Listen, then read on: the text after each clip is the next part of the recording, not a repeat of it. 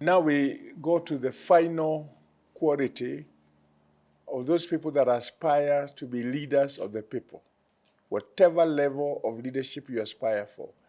And by the way, this is not just about political leaders. Even those of us who are church leaders, these qualities of wisdom, understanding, justice, humility, this can cut across in all structures of leadership. And the last one is self-control. This is huge. And in the last chapter of Proverbs, before the famous section of Proverbs 31, that talks about a prudent woman, there are instructions in Proverbs 31. This talks about the first 8, talks about instruction to King Lemuel by his mother.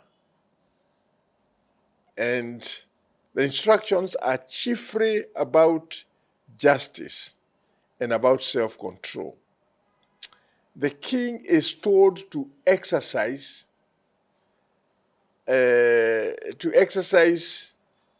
personal discipline over his sexual desires. And that is a statement I remember using in my congregation not long ago about the issue of self-control, where it says it is not for kings. It is not for kings. And I think it might be prudent just to very quickly try to listen to the instructions that are there, because it's so telling, and I want to ensure that I quote it exactly in the context it is put. It says in Proverbs 31, the words of King Lemuel, the utterance which his mother taught him. What my son, and what the son of my womb, and what the son of my vows. Do not give your strength to women, nor your ways to that which destroys kings. It is not for kings, O Lemuel, it is not for kings to drink wine, nor for princes to princes intoxicating drink, lest they drink and forget the law and pervert the justice of all the afflicted. Give strong to drink to him who is perishing, and wine to those who are bitter of heart, and on and on. But the key thing here is the emphasis which we are looking at, which we consider to be very variable, about self-control. Because self-control is how you can be able to govern your appetites. For even not just for sex, but even for food or any desire, that you can be able to make a decision that governs. You're not just somebody who behaves as if you have no control. That's why it's called self-control. And in these two areas that the king was told by the mother about don't give yourself, don't give your strength to women, nor to that which destroys kings. And these are two things that are mentioned here.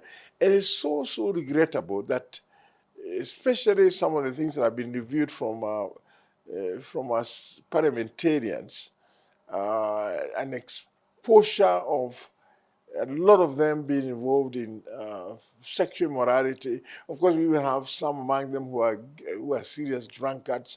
These are qualities, and those of you who go to vote for candidates and put them in position, can you make up your mind that you are going to consider these qualities that we have already shared, and make a determination that you are not going to vote somebody who is not wise, who is not knowledgeable, who is not proven to be a person given to justice, who is not known to be of a humble attitude, and who that has not proven to be a person of self-control. It is so, so important. God has given us the ability on how we can control ourselves. And that is our responsibility on how we do that. Now, if, of course, the first set of desires can destroy the king, while the second set of desires can render him irrational, unable to exercise the mental faculties necessary for political leadership. You know, that's what alcohol does.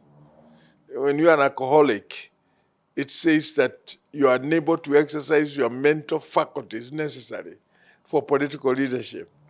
If promiscuous sex and immoderate drinking are two dangers that can undermine a person's judgment and rationality, then the third danger in Proverbs is uncontrolled anger. Wow. Uncontrolled anger. A prudent man knows how to ignore an insult. I like that. A prudent man knows how to ignore insult, but the fool is easily vexed. Proverbs 12:16. Now, the wise man knows how to have profitable argument, but the fool only rages and laughs. Proverbs 29 and verse number 9. The unwise ruler has not learned to exercise control over his natural impulses. The unwise ruler has not learned to exercise control over his natural impulses and emotions. A fool gives full vent to his spirit. Wow. A fool gives full vent to his spirit, but the wise man quietly holds it back. Proverbs 29:11. In all these examples, sex, drink, and anger, the person who lacks self-control puts himself under the mastery of someone or something else. This is a dangerous quality in anyone, even more so in those who are given to rule over others. So we have already examined wisdom, understanding, justice, humility, and self-control. These are qualities that can make any leader effective in their discharge of their responsibilities. As we evaluate ourselves and think about what we are going to do with our votes, and I want to once again reiterate, as a governance, leadership and governance student and teacher, I want to appeal to the young people of this country.